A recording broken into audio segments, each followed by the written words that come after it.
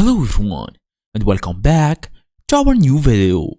Well, if your domain is registered with Namecheap and you want to use it, for example, with your Shopify store, this video will basically walk you through the full setup.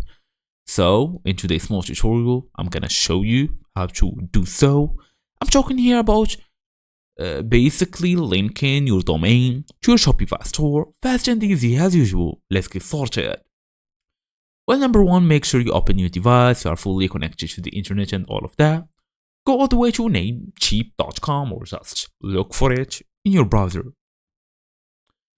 As for now, you can basically either sign in or just start and basically look for your domain, put a domain name to start, then tap on the search button. Okay, so basically after you open the domain list and you select your own domain, you should go ahead and access the DNS settings. Open the advanced DNS tab. For now, we're gonna go all the way to the Shopify, so we can go to the domain settings there. By going through Shopify, just look for it. Okay, for me, I'm gonna go all the way to Shopify here. So for example, switch accounts. Okay, we're gonna go for this one, for example. Back to stores list. Okay, here we are.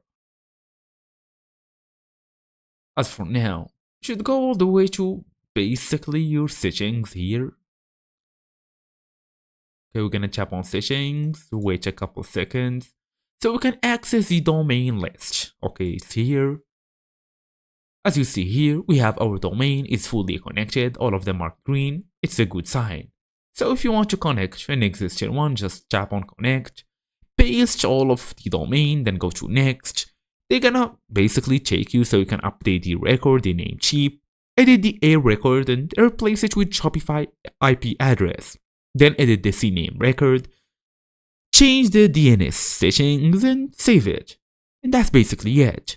Thank you all for watching and I will see you in the next video.